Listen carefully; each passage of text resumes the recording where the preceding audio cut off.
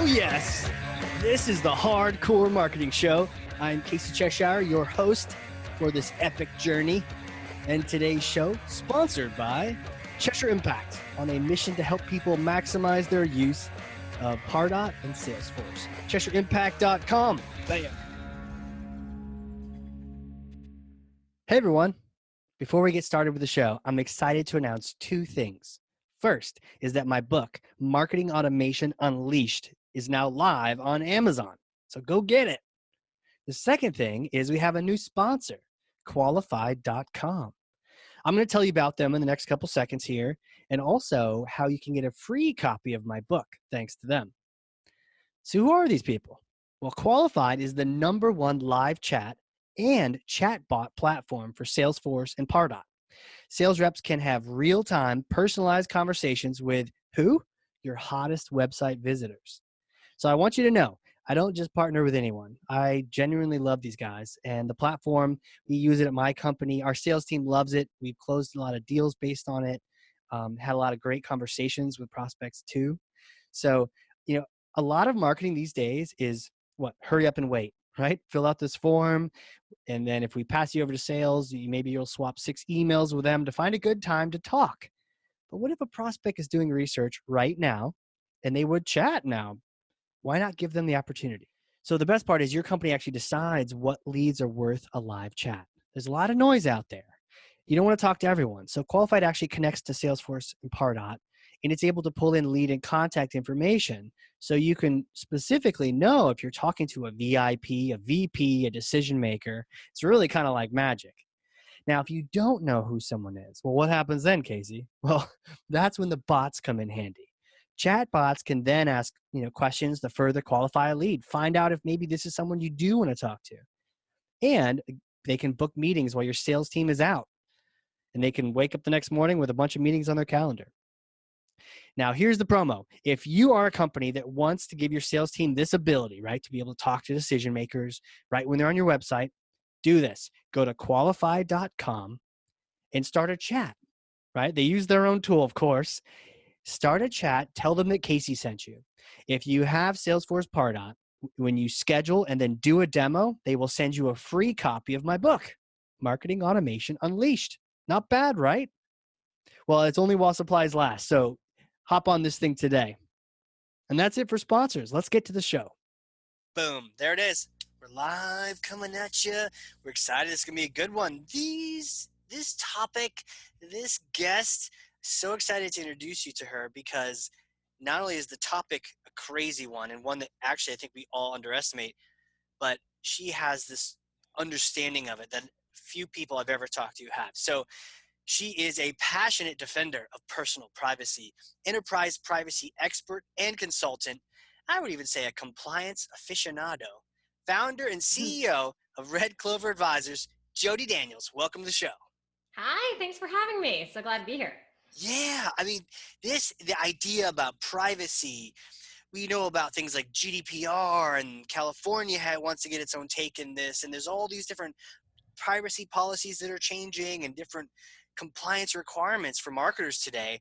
I think we're a little overwhelmed with it, and I think a lot of times when you try to ask for what to do, you get the whole consult your attorney thing and not really any good info on it. So I want to pass you this. This is an imaginary Thor's hammer, and that's because the real one's back at the office.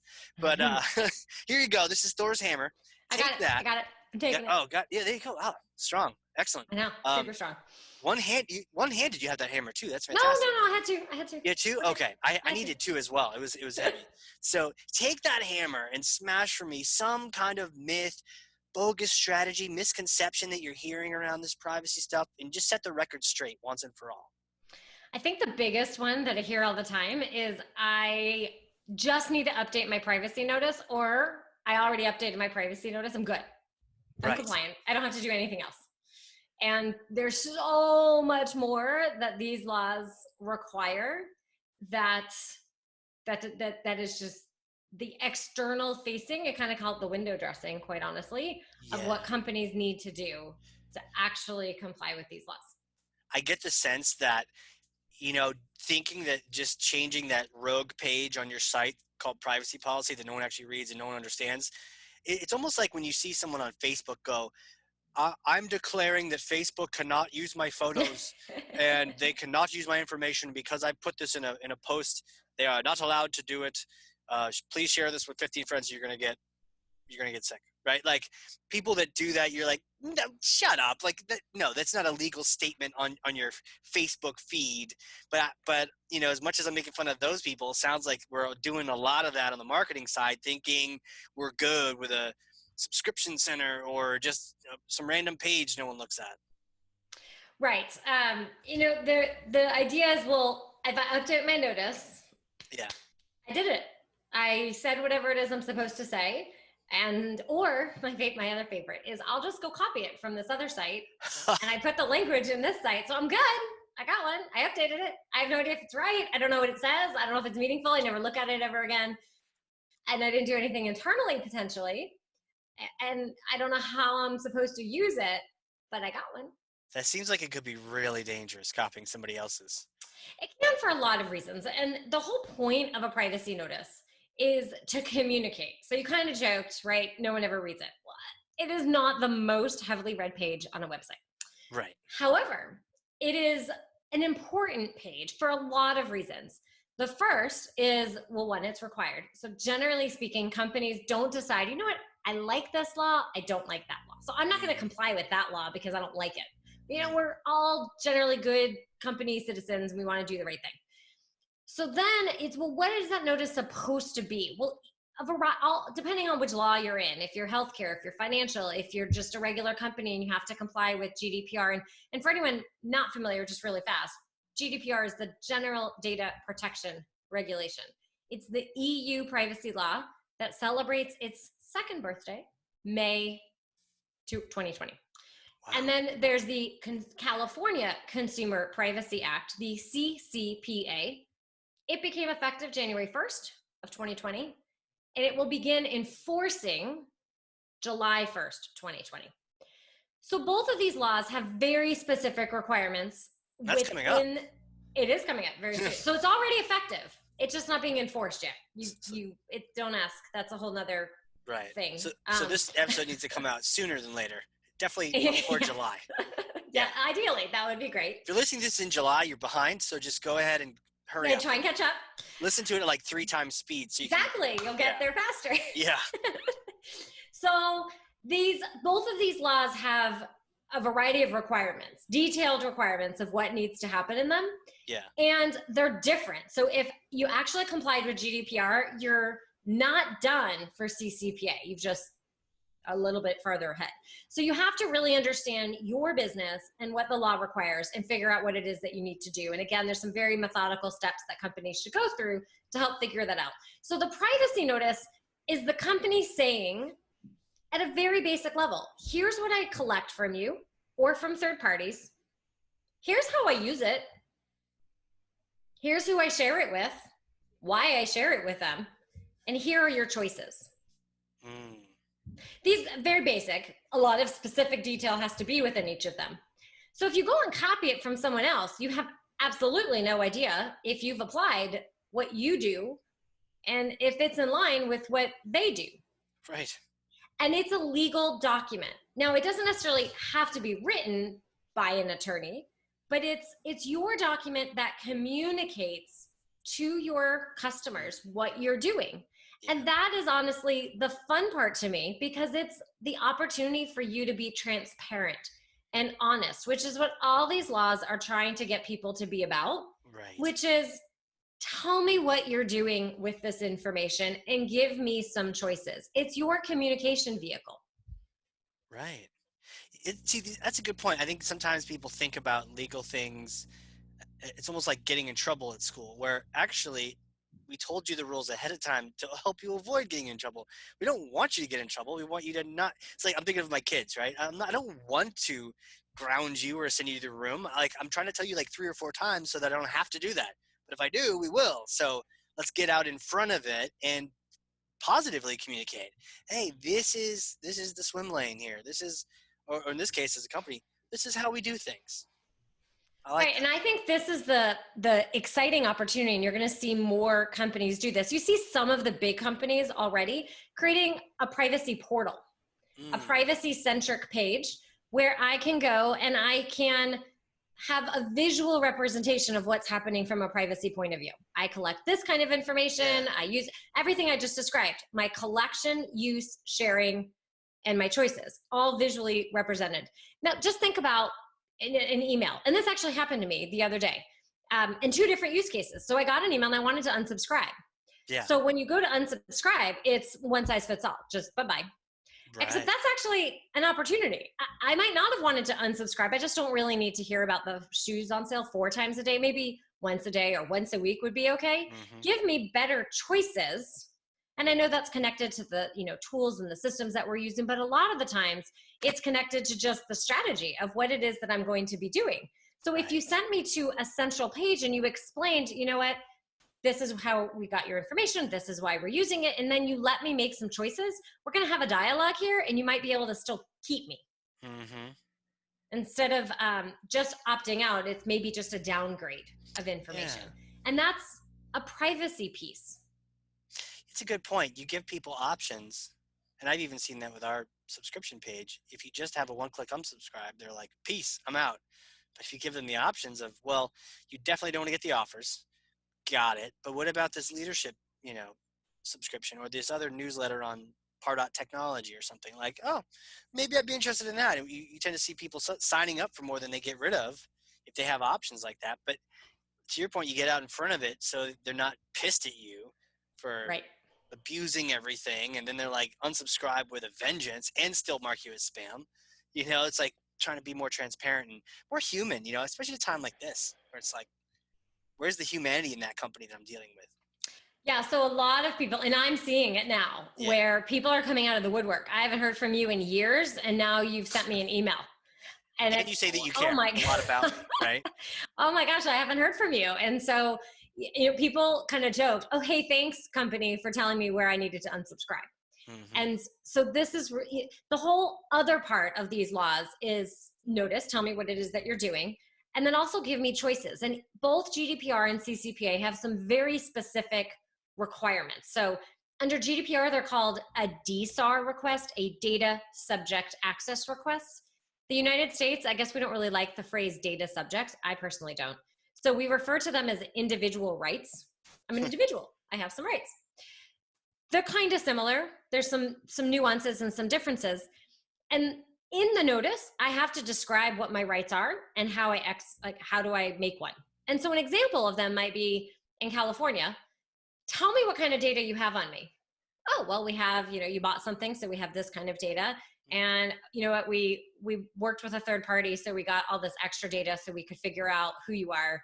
And maybe you had to get information from a credit bureau or something to perform a credit application, right? I'm pulling from different places. So you might have this kind of information. And another common one is, I want my data to be deleted.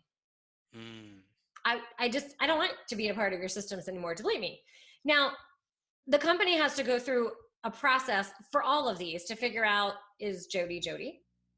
Or is Jodi Fred? How do you know Jodi's actually Jodi?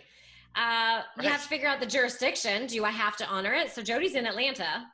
And if I make a GDPR request, I don't have to. And if I go under California, I also don't have to. But then if you only have my email, how do you even know I'm from California or not from California?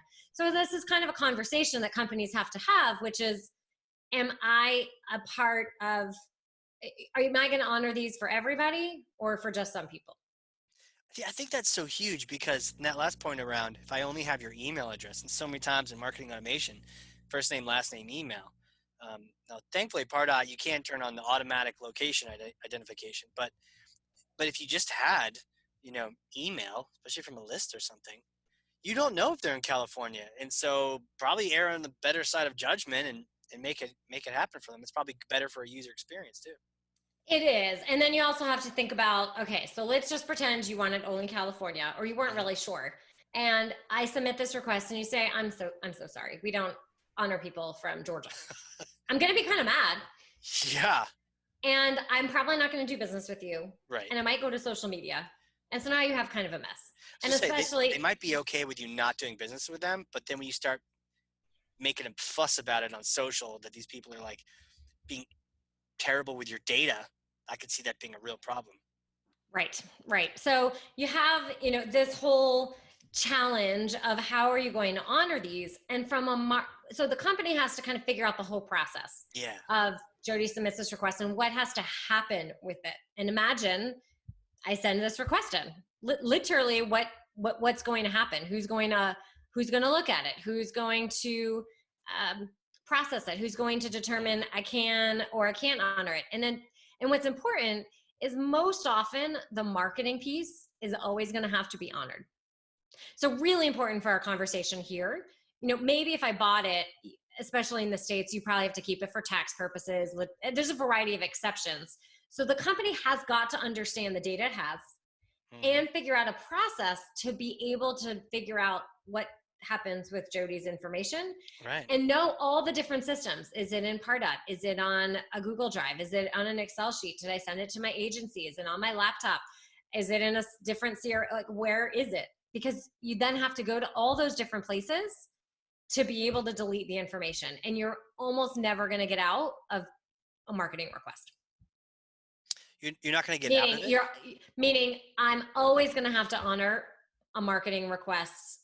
I can't speak. I'm always going to have to honor an individual rights request for marketing. So if Jodi asks to have my information deleted, the company's not really going to be able to come back and say, I don't have to delete your information, because I don't have to keep it from a marketing standpoint. There's not really an exception for marketing purposes. Interesting. There is no exception. There might be for billing, there might be for tax purposes, but marketing. Now, I don't have to market to you. Now, a business might argue, well, I'll have no customer, right? You could have this conversation. But from a privacy law point of view, if I don't want you to have my information to send me marketing material, the company's going to have a challenge to be able to not honor that request. Right. So marketers have to know where their data is and be able to have a process in place to be able to locate all of it and honor the request. And oh, by the way, for GDPR, you get 30 days to do that. And for CCPA, 45 days. You have to have that whole process locked and loaded and able to manage in that period of time. That seems like it could either be easy if you've done the planning, or it could be really challenging if you haven't. Exactly. So you have got to do the planning to make sure that you're able to honor. You have to have a process. You just have to have a process. And if you have a process, you're going to follow the process. And you have to know where your data is. So kind of going back to our very first conversation where people say, I got a privacy notice, I'm good. You really have to understand the data that you have in your company. You have to know what you have and where it is and who you're sharing it with, so that you can then build a process for the other big parts of these laws, which is not just tell you, but also give you those choices. So that when I make that request, I'm able to have a smooth process, because that's also part of my customer experience. Right. That's all part of the brand experience that I have, and we want it to be smooth. Yeah, that's a really good point. And if it's not smooth, then you may do it and they'll still whine and complain on social about it. Whereas if you're smooth and boring, if it boringly gets completed, then there's no drama there. What happens if you don't do this? Like, can I just not do this? And I mean, I'm not a big company, so no one's going to sue me, or like, how does that work? So what happens is a couple of different things. So for starters, you've violated the law. So there could be a violation and an infraction that could happen to you. So that's number one. Number two is going back to what I had said. If you don't honor it within the period of time, or the experience that we're having here. So I submit a message to you, you communicate back with me, we have an exchange. Yeah.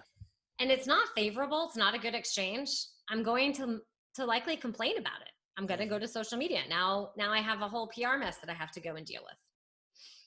Some other interesting things is depending on the industry that people are in, certain industries could lend themselves to almost an organized kind of attack, if you will, on individual rights. Meaning, we really have a problem. Let's organize and thousands of people submit a request at the same time. Ooh. What kind of industries? So you can imagine people, I think, where you have a strong following. So it could be a B2C brand where there's, something happens, someone doesn't like, maybe the company's, you could even have it, I guess, on a B2B brand where the company's made maybe a statement and you have a big group of people who don't agree with it. Maybe they test on animals, or maybe they don't test on animals, or maybe there's unfair, working conditions. The entertainment industry where you have a lot of fans, or the sports industry where you have a lot of fans. If someone does something and they're kind of not happy, a way that people could organize now under these laws is in that capacity. And you see it in a different way from a cybersecurity standpoint. When people aren't happy, you often find hackers will go and penetrate and find their way in. They can send a phishing campaign. They can try and break into systems. So sometimes people do it because that's what they want to. And other times it can be sort of this fan-based situation that you might have. So in other words, you got to be prepared for it. I've seen some companies and they have just a handful of requests. And I've seen other companies and not this conversation, just because of the volume of customers that they have, and they're seeing thousands per month. Wow. What kind of companies get the thousands that you've seen? They're definitely the larger companies that have, so the one in particular that I can think of is a healthcare company. I've seen some others though in the B2C space where, you might have used it, you might have entered information to kind of get something back. Maybe it was a valuation or a quote or something along those lines. Yeah. Really easy to submit your information. And then you realize, I did that. I don't really need it anymore. And so then you'd make that request. Honestly, in this time right now, and we joked about it, I'm getting all these emails from people or companies I haven't heard of in a very long time. Yeah. Well, now I might go and realize not only unsubscribe, but can you just make me go away from your system? I want to be deleted. Or wait a second, I don't even remember who you are. Tell me how you got my information. Right. Huh.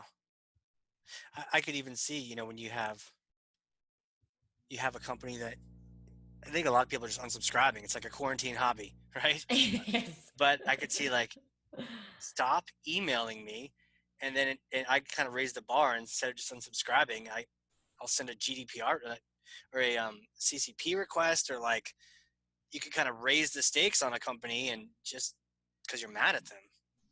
Right. Well, I had a situation where I had one vendor and they had an announcement of trying to integrate with another vendor. I was like, this is great. Let's try it out. So I went down the path of trying to sign up with this extra vendor to integrate. And I started to feel uncomfortable through the process. I didn't like my experience. I just didn't feel good and warm and fuzzy. And so, but I had entered some information along the way. I reached out to them and said, I want to be completely deleted from your process. I don't like you having my information. And kind of a different scenario, but actually just last night, I was trying to buy some medicines for my pet since I'm not going to the vet right now. Right. And it was kind of shocking to me. So go and create this whole portal and everything, and nothing's secure. The whole website's not secure. Really? Yep. It's like 2020 people. I know. Come on. My landing page isn't part out of secure at this point. Everything's secure. Not secure. So that was it. I was done. Jeez. I had to go find somebody else to go do it with. Did it rhyme with Ted? Is it like Animal Teds? I did not rhyme with Ted. Okay. but check your sites, people. I know. So very simple. If you create a web page, make it be secure, please. Make it be secure. Yes. So now the request, when they come in, I guess if you tell them the options, they can follow your process. But if you don't tell them options, they could just reply to your email, your marketing email. Well, so that's kind of interesting.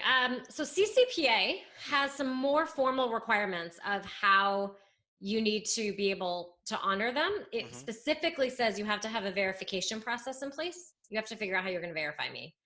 And there's a whole interesting piece that we haven't talked about, which is under California, there's a very particular section that focuses on the sale of data. And now our audience might say, that's not me. We don't sell any data. Right. And it might not be you. You might not actually sell data. But California has a broad definition of the sale of data. Of course they do, California. Of course, it's California. It is California. It can mean basically sharing, disseminating, disclosing, pick a synonym that goes with those words, information to a third party for other valuable consideration. And so what happens is the entire ad tech space kind of falls in this bucket of potentially being part of the data was sold. Because if you think about the ad tech space and you're doing any type of targeted ads, you have maybe just a retargeting pixel, and you have some companies who believe that's a sale and other companies who believe that's not a sale. It's literally kind of an argument right now. But then you have some others where you have all these different middle players. You have ad networks, and you have people passing the data, and then you have some companies who just collect location data and then they sell the location data to other people. And it's this entire massive ecosystem. Well, because of all of that sharing and someone's getting paid for it, it's often considered that's sold. Yeah. That it's being considered sold. And so for anyone who hasn't yet noticed, if you go to a website, most likely in the footer, it doesn't have to be in the footer. It can be anywhere on the homepage, but often people put it in the footer. You're going to now start seeing, do not sell my personal information. That very specific phrase on the link on homepage. Interesting. It's a little misleading because people are going to say, I don't want you to sell my personal information. And they think it's sold, like most people think. You took my information and sold it. And in some cases that is true. And in other cases it's not.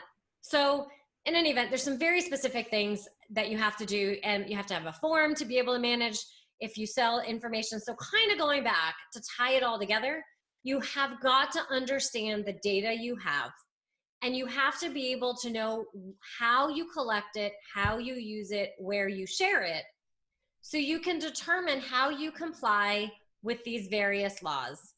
From there, you can write your own tailored, applicable privacy notice. Right. And create your own process to manage individual rights that works for you.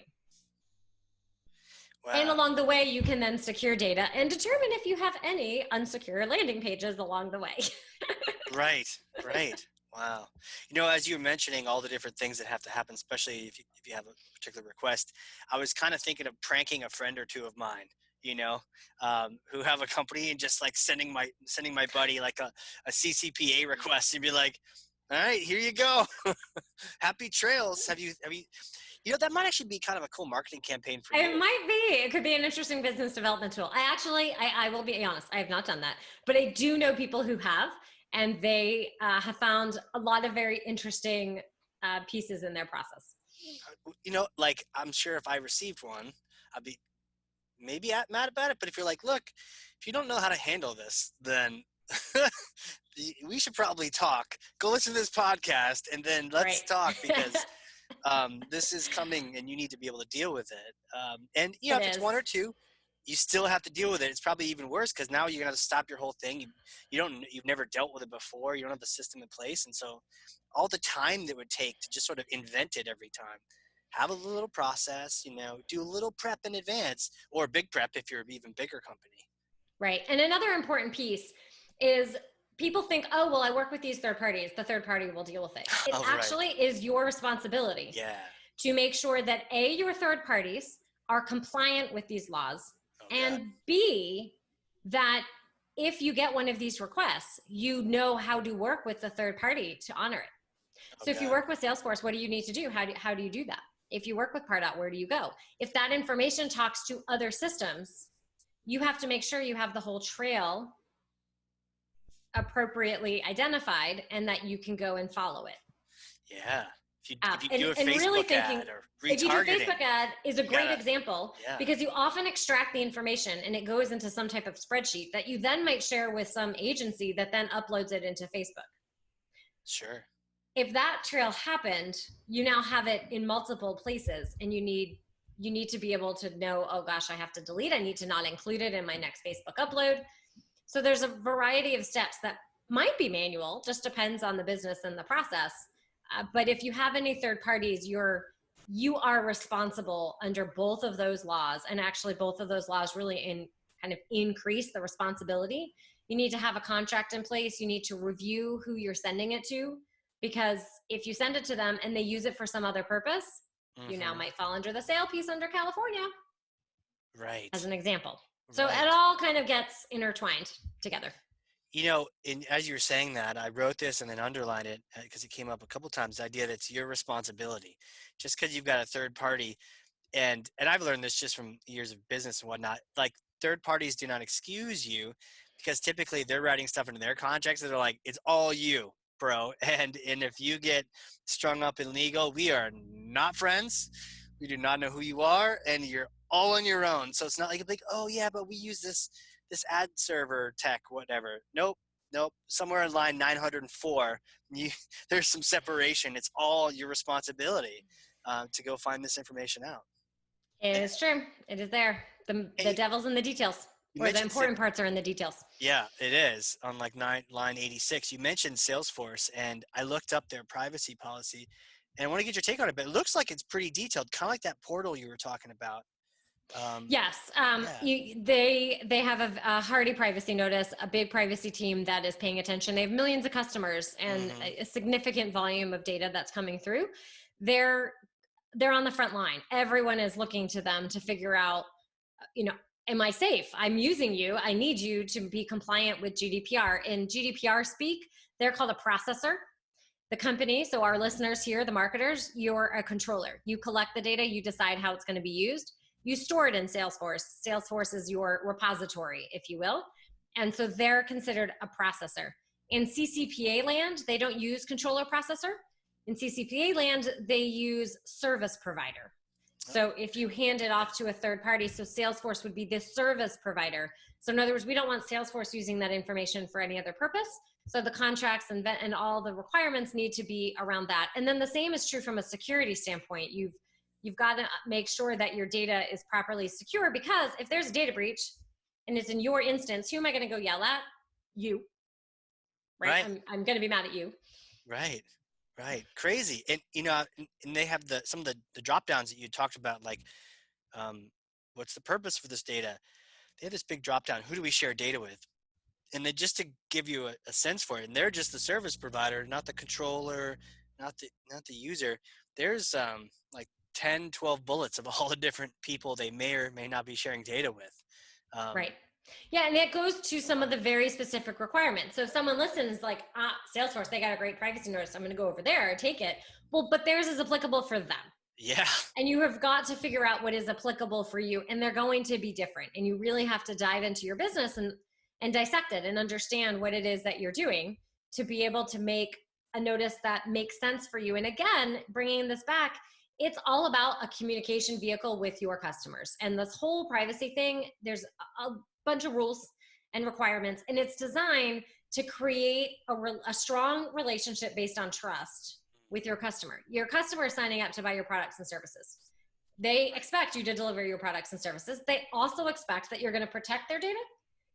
And protection means proper use and, security, not just a security piece. A lot of times people always think it's just a data breach thing. It's not. It's also the use and collection is the big piece on privacy. Right. And then what happens and what do we do? I just scrolling down just now to contacting us to exercise your rights with personal data, fill out this form or mail us. And now in this case, they have a whole office. What do the smaller companies do?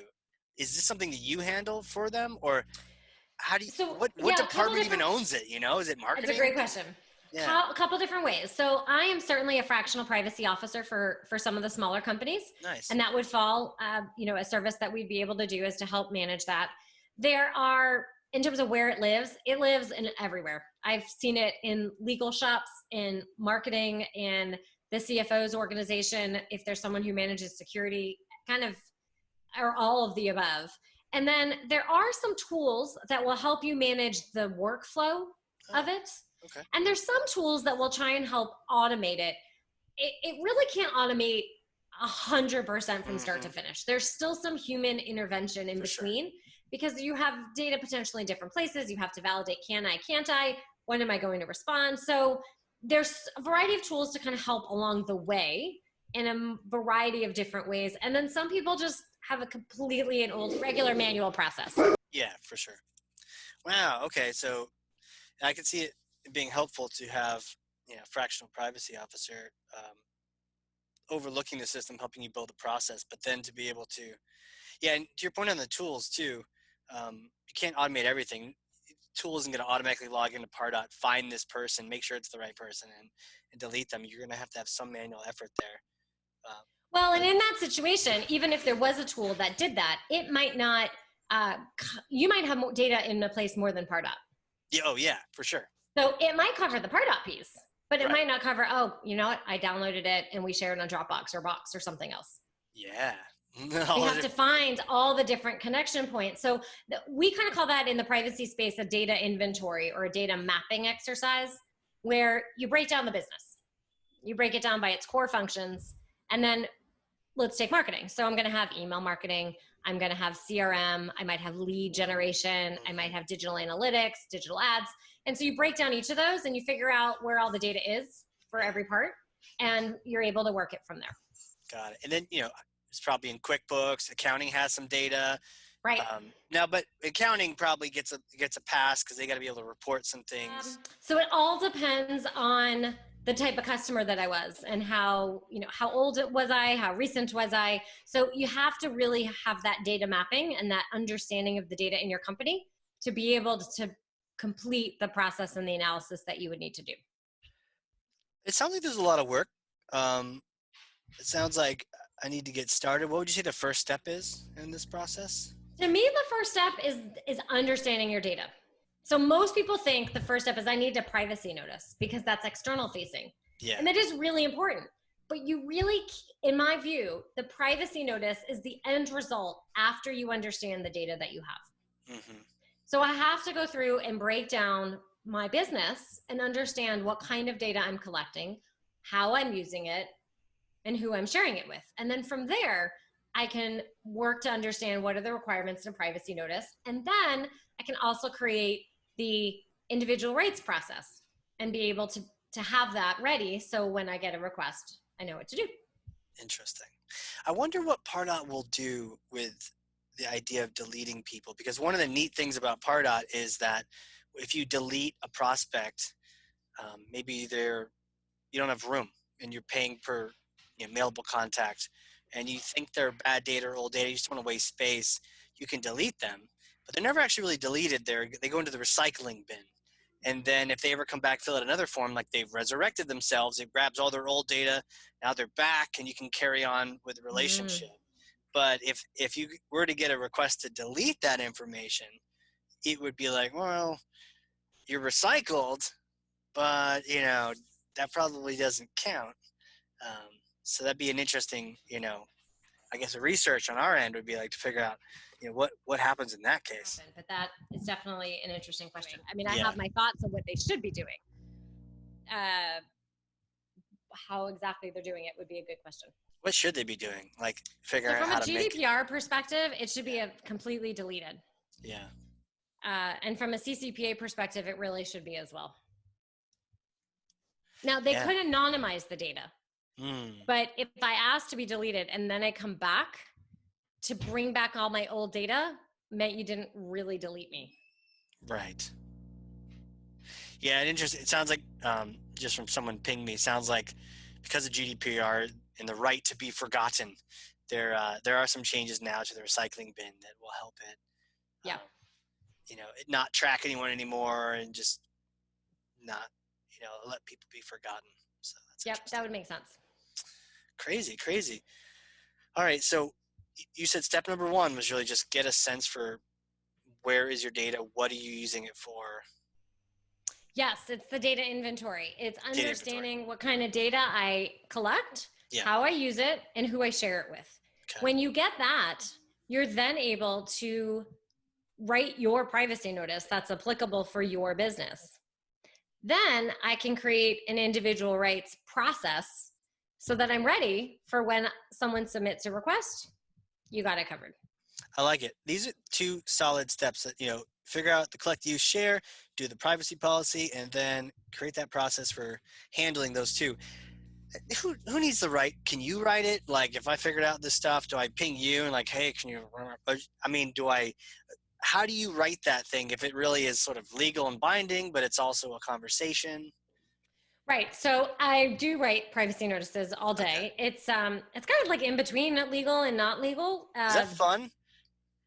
How many privacy policies before you go a little nutty after? You're like, this is my 9th one. I need to go get a glass of wine. Like, I like the overall conversation of trying to get companies to understand why this privacy notice is interesting. And I think the ones that kind of create the privacy portal and message, I find that actually really exciting because that's elevating this conversation beyond just that boring document that I'm supposed to have to actually, this is a conversation piece with my customers. But I can certainly help so I help customers understand the data they have. Then we march forward into writing the privacy notice. Then we create the individual rights plan.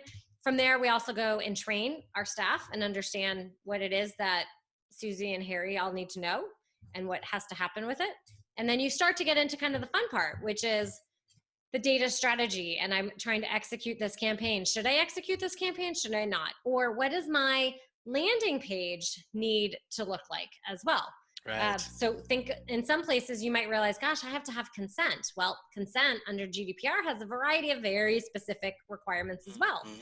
So I've spent time helping create what that landing page should look like. So it combines a positive user experience and meets privacy requirements. It's not just, here's the box and I met the privacy requirements. You've got to blend it into what that experience is supposed to look like. So you start to get into the strategy part.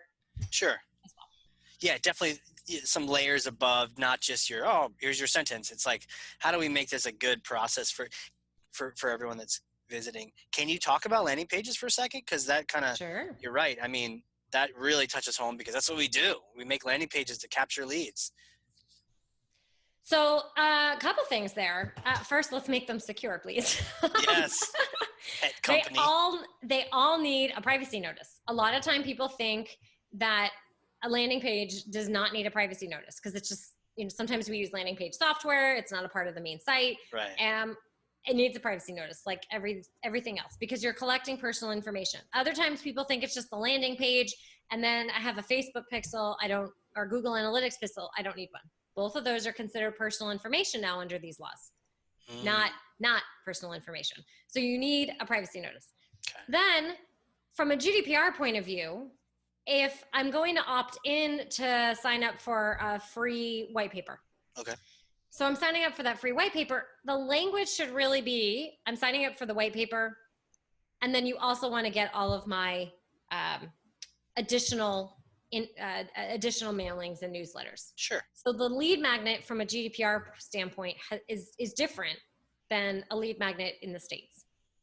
And there are a variety of tools that allow you to, and I'm sure Pardot has this, to be able to go in and kind of flag, oh wait, that's a GDPR user, and you can have sort of the box come up and be able to tailor that. So other ways I've seen it done is where it's done by country. So if you don't want that box, you just want the same experience for everyone, but you want to make sure you get the right country and the right opt-in. Mm-hmm. You could have, well, tell me a little bit about you. Oh, you're from England? Great. I need you to do this versus, oh, you're from the United States. Will you get this other experience that's over here? Other things to think about is if it's consumer directed, meaning let's say I sign up for this and you're going to share the information with a sponsor. Mm-hmm. Like there's a third party with the content. And you want it to be super clear that, yes, I opt in and it's okay that you share it with me. So that language should be above the big submit bar. And it shouldn't be in, 4-point font. So those kinds of little nuances of what does the language actually need to say and where should it be, and when do you need a checkbox and when do you not need a checkbox are all important parts to think about on a landing page. And the other one piece is depending on the kind of information, especially in a healthcare sense, you should explain, and even healthcare where it's not a doctor healthcare, but you're thinking like a wellness coach or wellness information, healthy food habits or something like that, where someone's going to give you a little bit of information, but it might not be official HIPAA-like information. Right. It's helpful to explain what you're using that information for, not just buried in your privacy notice. Right. You know what? Please complete this information because it will really help us personalize our experience, or it will really help us in our first meeting together. So you're explaining what you're doing as opposed to just give me everything under the sun because I just want all of it so I can create a profile on you in my system and target you. Right, exactly. Being more open and transparent about what you're using it for. And if you don't feel like you can be open and transparent, maybe you shouldn't be asking for it. Maybe you're being naughty. Yeah, that's exactly it. Totally. And it's not about, well, I wrote that in the privacy notice. If it's kind of a little questionable, you should explain up front because I might give you more information if I understand what you're doing with it. So imagine you have a bunch of optional boxes and you never get them complete. If you explain why you want that information, I might be more apt to give it to you. Right. Whew, stop being shady, people. Just follow the law. Yeah. It also gets to quality. So if you make a bunch of fields required and I don't actually want to give you my real information, I might make it all up and then you have bad data. I bumped into that the other day and their form was like, what's your annual salary there, buddy? How much money you make every year? I'm like, who are you? Like, we just met. This is like the first date. You want to know how much money I make? Like, I probably wouldn't tell you that in ninth form, but it was required. So I made myself a billionaire, I think. I think I told them like I made like $10 million a year or something. Nice. I was like, maybe they'll call me back quicker, But you're right. If you ask for something that's too sensitive and you don't explain why you're doing it, then that's sketchy. And then you're probably going to get people lying, which is exactly what I did on that form. I think they were just trying to qualify people, and that's fine, but probably not that question. And if you're not clear about it, and now they have that in their database, right? That's weird data to have in there. Right. Oh, Casey, but now you have an individual rights request to be able to go and say, hey, tell me what you have. They're in Canada. What can I do? Can I send them a little GDPR thing? No, not. They do have some options. Not quite. The wild north up there right now. They don't. Actually, their email law is one of the strictest in the world. But Castle, from an individual Castle. Yeah. Yep. That'll have to be a whole separate podcast. I know. We'll have you back on here. We'll talk Castle and email. Yeah, interesting. I wonder, though. They'll probably follow California pretty quickly because they're actually trying to follow GDPR. Are they? That makes sense. A little more European. Yep. Not as messy as the Americans. No, they follow. They have stricter privacy now, and they're looking to make it more in line with GDPR. That makes sense. Though I do like the U.S. terms for things like a service provider. That makes sense. A processor. Oh, yes, you're a processor, sir. Oh, okay. I try and use plain words, so I make it English, the way we would think about it. That's the way legal contracts really should be written. Is it more of that plain English legal so people can actually read them? But that is also another subject. Here's my next question for you. Who are you? How did you become the queen of privacy and the aficionado of compliance? Take us back. Little Jodi days. Did you grow up, thinking about these things, or what was life like, and where did you grow up and all that good stuff? So I grew up in Connecticut, little tiny town in Connecticut. And then high school, I made a big move to South Florida. So my parents and I moved from Connecticut and moved all the way down there.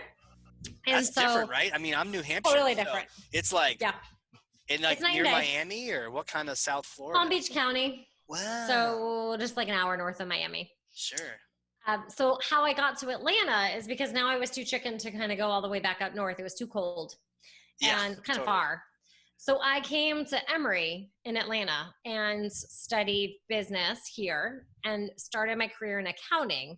Then I just stayed. So I worked at Deloitte and did hold on a second. audit. What made you think that accounting was it for Well, it was a little bit of process elimination. Yeah.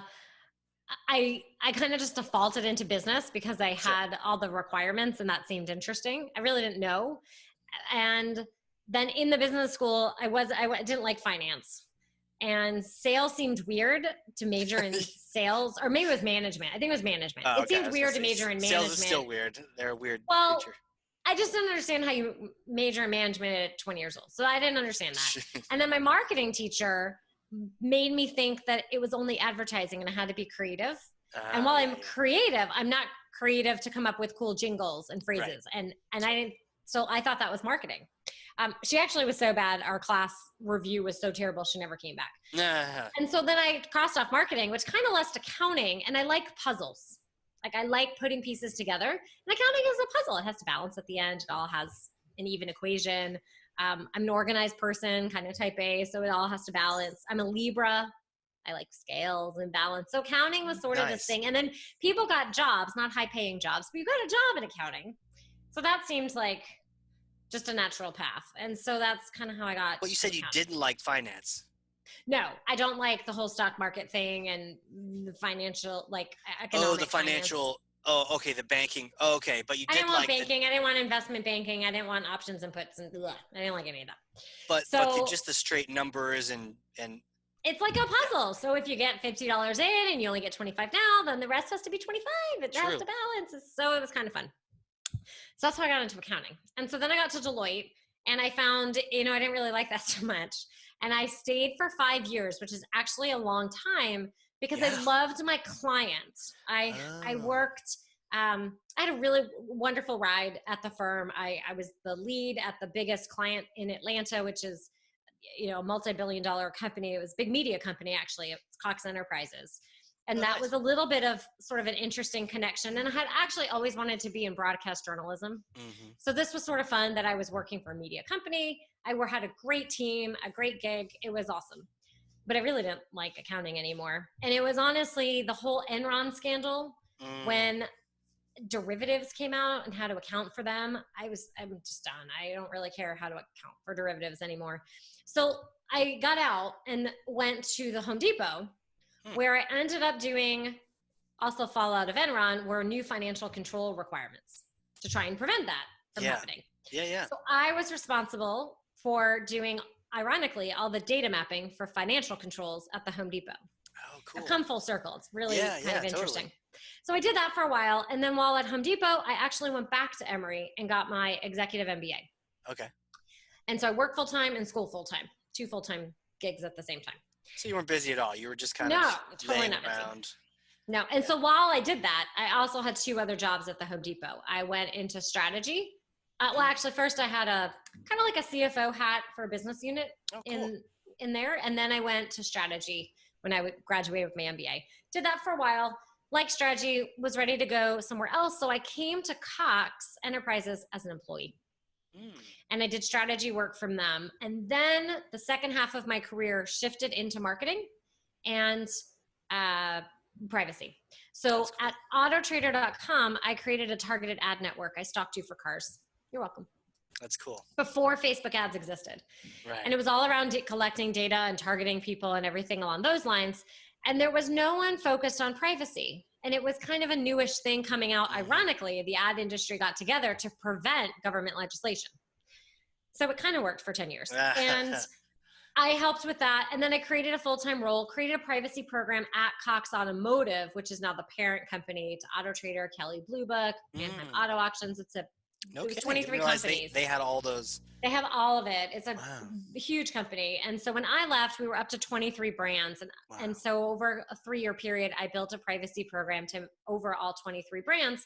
And what was really interesting is it was all around data. All these companies had all different types of data and what we could do and what we couldn't do. How do we understand the customer? How do we connect, me, a shopper, with a dealer and the whole life cycle of the automotive industry? Sure. And then the last corporate stop was at Bank of America. And I was their digital privacy expert. So think digital banking, your mobile app. And if anyone has Bank of America and you have Erica talk to you, or you talk to Erica, that's the artificial intelligence engine for the app. I was the first privacy expert on that. So I got to work on that big project, plus a bunch of others. So it was a really interesting opportunity. And it was a couple years ago where I said, I'm ready for this entrepreneurial thing. Yeah. And so that's how I got to Red Clover Advisors. And the ideas were helping companies on data privacy, data strategy, and bringing in the digital marketing expertise. That's awesome. I love that combination of marketing and privacy, the data strategy. That's really cool. Yeah, in the privacy world, you find people who have sort of different pieces of it. You have, you know, they love the security piece, or they love the vendor piece, or they, you know, I love the marketing piece. It's how I got here. I came from the business side. I understand what it is that a company is trying to accomplish. Yeah. I stalked you, right? I get it. Yeah. I understand. But at the same time, you have this balance of requirements and customers. And that's really where this whole idea of trust, because if I'm trying to get more customers, all the marketing is because I need more customers. I want more customers, more sales. Well, they also expect that we're going to do the right thing with their information. And when you violate that, it's going to be hard for me to earn my trust back. And it's not just a data breach as a big part and a significant piece and an increase during this time. There's actually going to see a huge increase in the number of data breaches come out of this COVID situation when we're recording this. Really? Yes. But at the same time, there's a big trust in terms of how I'm using that data and where is it going. And so I just love this piece to be able to help companies understand the compliance. It's a floor, it's a foundation. But the companies that are going to win and survive are going to be the ones that go above and beyond, because we're really in a data-centric era. So you have to start thinking about these things, and the ethics starts to kind of creep in, right? We all have our smart devices and we're sharing information, and where's the line? What's okay, what's not okay? Right. Where is that line? Is it cool? I definitely, you're in the right place at the right time, and you've got the background, and it feels like you can speak geek, you can speak accounting and details, but you also get the goals of marketing, and companies are trying to grow. They're trying to engage and connect. And so we don't want to hamper things, but we want to be good, right? So it's at the scale. We want to balance out, you know, good marketing and sound marketing and protecting people and giving them some privacy. And I think really we just got to, you know, treat the data the way we'd want ours treated, you know, like, oh, let me just sell it across the board. Would you want me to do that to your data? Go ahead. Give me your social security number and I'll yeah, exactly. Yeah. I had someone that I talked to and their view was, well, the social security number is available for sale. Okay. That doesn't mean you should buy it and you should use it. Okay. But you're right. It's totally available for sale. It's like, and what? Like, oh man, there's all different kinds of marketers out there, you know? There are. So I'm on a mission to try and get us all meeting our goals while also creating trust with our customers. Because I believe in the long run that will win. Yeah. And the more we do this now, the less crazy laws we have to deal with later. You know? That's true, because there are going to be more laws coming. And if you create a strong foundation, then when the next one comes, it's not going to be that much harder. You've already done a huge amount of work. So at the same time, if you created an email list and you left it, you would need to go back and look at it again. It's not like you did it one time, I'm done, right? The same is true for a privacy program. You create it and then you have to make sure it grows with the business and it's up to date. Got it. That makes sense. How hypothetical for you here. I may or may not have a time machine here in Nashua, New Hampshire. You can't use it now because COVID, we're all staying in place and whatnot, but this breaks out, you know, it's all set. We can travel again. You come visit, use my time machine. You go back in time to visit yourself at the beginning of your career. You just graduated school. You got the accounting thing going on. You're fresh into the world. Anything, what would you tell yourself? What kind of advice, anything you would say to yourself, knowing what you know and having been through all these different things? Yeah, I would say to be more confident and be willing to take more risks. I've always been a little bit more on the risk averse side. And as I've gotten older, and you hear it all the time from people. They always say, take risks, fail. Well, then there's fail fast. And some people like that, some people don't. But you always hear about, you got to take risks. Yeah. And I just always took really calculated risk. And I'm still not like, you're not going to see me skydiving. I'm not going to do that. No, but not gonna go. No, my favorite drop zone's in Atlanta. Yeah, nope, still not going. Okay. But I love the idea of, you know, especially as an entrepreneur myself, I took a risk on myself, right? I took a risk on myself, and it was the best risk that I've ever taken. And we're in a really interesting time right now, but the ability to have the confidence to be able to keep navigating. And if it doesn't work out, that there's always another option. You can always find something, I think is what I would have liked to have realized then. Yeah, that's a great point. I'm writing this down. The idea of taking a risk on yourself, because I think you think about like the stock market right now. It's like taking a risk on stock. I don't know. I do think it's funny that I think Tesla has been like the stock that has punished the most people for trying to short it, for trying to bet against it.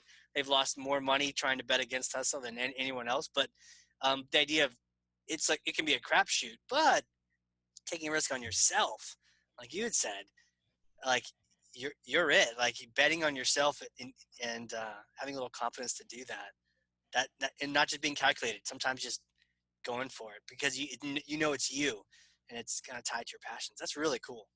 Thank you. Yeah. And you had actually mentioned tied to my passion. So my passion is actually music. And Whoa. the next kind of piece that I love. Hold the front door. What? But don't ask me about any bands. I can't do that. So I used to be a singer in high school. So kind of your connection to what was Jodi. So it was music and singing. And I'm starting to realize how I can incorporate my passion into privacy and seeing a little bit more of that come through. So how so? How? Because so it's still music after all these years. It is still music. They stuffed you in Deloitte, and you really just wanted to be singing in Nashville. Yeah, I have little people now in my life, so I do a lot of singing of Frozen 2, and I've introduced them to some Broadway musicals, so we get a little bit of some Broadway. But the way I've realized I recently had heard about trying to connect your passion to what it is that you do all the time. Yeah. And to try and find a way, how can you bring them together? Yeah. So for me, I actually see a connection between privacy and like an orchestra. So you have the privacy officer. So for me, I might be a fractional privacy officer. I'm the conductor. Right. The lawmaker might have been like the composer. They wrote the law that we're supposed to do. And you need all the different tools to make up my orchestra. Right. And it all's going to you need all those different parts to make it work together. Right. So I think the other thing I would tell, you only asked me one, I'm giving you two. Oh, no, as many as you want. Yeah. Is to kind of connect and not lose yourself and find a way to bring it all together. And I really liked the idea that I had heard recently, which was what makes you you, and bring that out. Yeah, what makes you you? Should you be singing somewhere? Well, the singing rendition is, a little bit later this evening. Nice. After we work on zebra animal research for our kindergartner and all the other exciting things that we have going. Did you? There was a Disney sing-along a couple nights ago. I don't know if you caught that. I did not. We used to do a lot of singing when I could go in a car and we would, drive places. There was a lot of singing in my car. And especially when the kids got out and I was still singing the same song, you realize, oh my gosh, I'm still singing the kids' songs. Yeah, right? Same thing with TV. They're not even in the room. And you're like, why are we still watching this? Change the channel. I know. The thing they had, it was like all the different characters were in their homes. And they all took turns singing different Disney songs. And they had the words down below so everyone could sing along. Oh, I'll have to go dig that up. I'm sure I can find it. Yeah, dig it up. It was pretty cool. They had different people sing different things. I don't know about there's a couple people where you're like, I don't know if I really wanted this on a Disney show. But other than that, parents watch it first before your kids. Very good. I think I had some mom say like, wow, I didn't want to turn my kid into a sex bot. She literally said that. It's like, thanks, Disney. So I was like, oh, I didn't think it was that bad, but I think it was Christina Aguilera had some rendition of like the Hercules song, and she was doing the whole thing, and it was like, okay. All right then. But other than that, they had like Olaf and everyone singing too, so it was really cool. Do you how are you with like musical theater, like plays, musicals, that kind of thing, or is it? So I love musical theater. Yeah. I don't go enough, but I really like it. Favorite musical go? Oh, I don't know. Classic is probably Phantom of the Opera. True. I love the music of Les Mis. Yes. And right now, kind of modern day, my favorite is, then there's Wicked. And then the other one is Dear Evan Hansen. I'm really liking that one a lot. I haven't seen that one. So it has a very it's a little bit of a somber and uplifting message all at the same time, but the music is absolutely unbelievable. And if you really listen to the message, so it has kind of a sad story, but it has an uplifting message and point to it. And so it's incredibly done. And actually, speaking of renditions right now, if you go to it online or even just Broadway, like the main Broadway channels, all the different artists are singing and performing in their homes. Oh, wow. Yeah, I'd heard they were doing like and a virtual even virtual one. So there's virtual ones that are happening, and then the actual performers are doing it in their homes. Current ones, past ones. It's really fascinating. It'd be interesting to see the Phantom's home, right? You're like, wow, it's the basement under the theater. Like, you really do live here. Like, what's going on? I will check that out, though. That sounds really cool. I'm with you.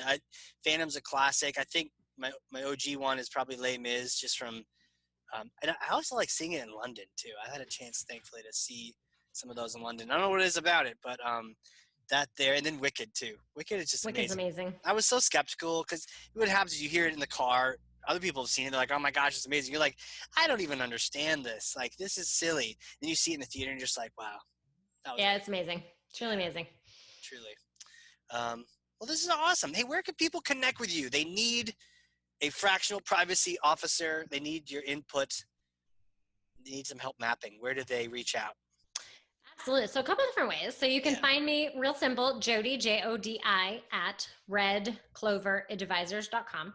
Okay. I am super active on LinkedIn. So you come find me and connect with me. Would love to hear from you on LinkedIn, both personal and the company page is just Red Clover Advisors. Yeah. And then also, if we talked a lot about individual rights. So I have kind of like a pocket guide that people might find is interesting. So if you go to redcloveradvisors.com / and we can put this in the show notes, I'm sure, right? Oh, we definitely will, but I'll go there right now. But kind of / individual -rights -pocket -guide. So it's basically resources, e-papers, and then you'll see individual rights pocket guide. In there is sort of a condensed version of what it is that you need to be thinking about from an individual rights perspective for CCPA. Hell yeah. It's a landing page? It's a landing page? So it's a landing page. And you don't want me to just steal your privacy policy. I need to make my own, right? You gotta make your own. Gotta make your own. Gotta make it. But here's one per company. Right. Here's a landing page that is asking for a first name and email address.